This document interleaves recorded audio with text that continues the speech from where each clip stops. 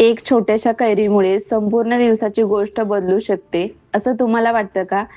आम्ही शेताकडे गेलो होतो फिरायला, पण संध्याकाळपर्यंत गार्गीने अशी धमाल केली, की आम्ही सगळे हसून-हसून थकलो आणि शेवटी जे घडलं ते आजही आठवलं, की चेहऱ्यावर आपोआप हसू येतं. नमस्कार. आम्ही त्या दिवशी गावाकडे गेल्यानंतर आईसोबत शेताकडे गेलो होतो. शेतात आईला थोडं अद्रक काढायचं होतं आणि आम्हाला शेंगा खायच्या होत्या भुईमुगाच्या. मग मी, आई आणि गार्गी तिघी सकाळी लवकर शेताकडे निघालो, कारण की दुपारी खूप ऊन होतं म्हणून. गावाकडची सकाळ काही वेगळीच असते. थंड वारा, पक्ष्यांचा आवाज, दूरवर दिसणारी हिरवीगार शेत. शेतात पोहोचल्यावर आई तिच्या कामात गुंतली आणि आम्ही इकडे-तिकडे फिरायला लागलो. गार्गी तर प्रत्येक गोष्टीकडे कुतूहलाने बघत होती. झाडांकडे, पक्ष्यांकडे, तर कधी शेतातल्या पिकांकडे. सगळं अगदी शांत, सुंदर असं वाटत होतं. पण दुपार होताच अशी गोष्ट आली, की ज्यामुळे सगळ्यांचा मूड एकदम फ्रेश झाला आणि ती गोष्ट काय होती, ते ऐकल्यावर कदाचित तुमच्याही तोंडाला पाणी सुटेल. दुपारची वेळ झाली होती. ऊन इतकं वाढलं होतं, की 2-3 मिनिटे उन्हात उभा राहिलं तरी घाम फुटत होता. तेवढ्यात गारूचा मामा आला आणि त्याच्या हातात थोडासा थंडगार फालुदा. बस मग काय, शेतात मध्यभागी आमची एक छोटीशी फालुदा पार्टी सुरू. गरम ऊन, हातात थंडगार फालुदा. त्या क्षणी त्यापेक्षा मोठा आनंद दुसरा नव्हताच. सगळे गप्पा मारत मारत फालुदाचा आस्वाद घेत होते. तेवढ्यात माझं लक्ष शेतातल्या एका कोपऱ्यात गेलं. तिथे एक छोटंसं आंब्याचं झाड होतं. झाड लहान होतं, पण त्याला लागलेल्या कैऱ्या मात्र खूप होत्या. मी तिकडे व्हिडिओ काढायला गेले आणि माझ्या मागे मागे गार्गी पण आली. तिच्या नजरेत एक गोष्ट भरली होती, ती कैरी. आणि पुढच्या काही मिनिटात तिचा हट्ट असा सुरू झाला, की आम्हालाही हसू आवरेना. गार्गी मला म्हणाली, मला ती कैरी तोडायची आहे. मी म्हणाले, अगं मी तोडून देते, त्याचा चीक तुला लागेल. पण गार्गी म्हणजे तिचा एक नियम आहे, काम कोणतंही असो करायचं स्वतःनंच. ती कैरी पकडून ओढत होती, वळवत होती, पण कैरी काय तुटत नव्हती. मी तिला सांगत होते, ती चुकीच्या पद्धतीनं तोडते, पण तिचा हट्ट काही कमी होत नव्हता. पण शेवटी कैरी तुटली. अरे पण त्यानंतर तिच्या चेहऱ्यावरचा आनंद बघण्यासारखा होता. जणू काही तिने एखादी मोठी स्पर्धा जिंकली. ती कैरी हातात घेऊन धावतच बाबांकडे गेले आणि दाखवते मी काय तोडलं. बघा, मी आंब्याच्या झाडावरून कैरी तोडून आणली. तिच्या तो निरागस आनंदाकडे बघून आम्ही सगळे हसू लागलो.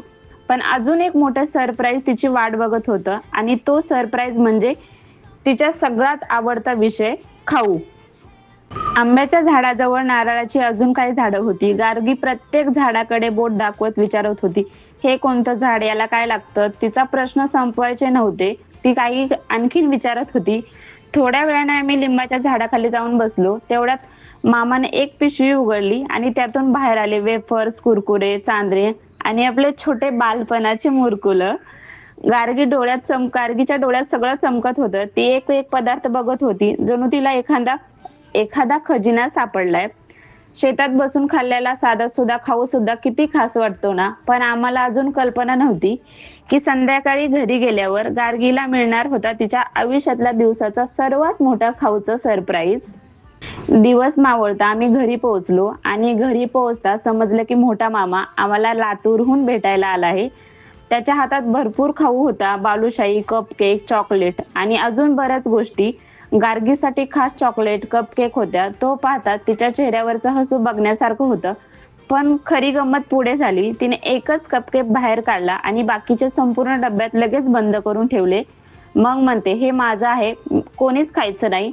घरातले सगळे मोठ्यानं हसू लागले. एवढ्या साऱ्या चॉकलेट्स. अजून ती राखण करत होती. तेवढ्यात आईने केलेले पापड सुकाय टाकले. घरभर गप्पा, खाऊ, आनंदाचं वातावरण होतं. पण दिवस अजून संपलेला नव्हता, कारण सूर्य मावळल्यानंतर आम्ही पुन्हा एकदा शेताकडे गेलो आणि तिथे आमची भेट झाली एक खास पाहुण्याशी. संध्याकाळची थंड हवा सुरू झाली होती. शेतात गेल्यावर आम्हाला शेळ्या आणि त्यांची लहान लहान पिल्लं दिसली. इतकी गोंडस की त्यांच्याकडे पाहतच राहावं.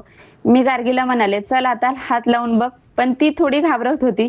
नाही, मी नाही लावणार, असं ती वारंवार म्हणत होती. मग मी एक छोटंसं पिल्लू हातात घेतलं. ते अगदी शांत होतं. हळूहळू गार्गीचा धीर वाढू लागला. ती जवळ जाऊन हातांना बघू लागली आणि गंमत म्हणजे ते पिल्लू स्वतःच आमच्याकडे येत होतं. ते दृश्य इतकं सुंदर होतं, की वेळ कसा गेला ते समजलं नाही. तेवढ्यात रस्त्यावरून गावाकडची लाल परी म्हणजे एसटी बस जात दिसत होती. गार्गी लगेच हात हलवून एसटीतल्या सगळ्यांना बाय बाय करू लागली. बस दूर नजरेआड झाली. पण त्या क्षणी मनात एक वेगळीच भावना निर्माण झाली आणि त्या दिवसाची सर्वात मोठा धडा तेव्हा समोर आला.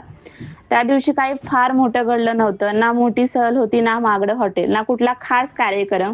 पण तरी तो दिवस अविस्मरणीय बनला. कारण आनंद नेहमी मोठ्या गोष्टींमध्ये सापडत नसतो. कधी-कधी एका छोट्याशा कैरीमध्ये, थंडगार फालुद्यामध्ये, मामाने आणलेल्या खाऊमध्ये, लहानशा शेळीच्या पिल्लामध्ये आणि आपल्या माणसासोबत घालवलेल्या साध्या क्षणामध्ये आयुष्यभराची आठवण दडलेली असते. आणि त्या दिवशी आम्ही नेमकं तेच अनुभवलं. एक साधा दिवस जो नकळत आयुष्यातील सुंदर आठवण बनून गेला. तुमच्याही गावाकडच्या अशा एखाद्या गोष्ट आठवणी असतील तर कमेंटमध्ये नक्की सांगा. कारण अशा आठवणी कधीच जुन्या होत नाही.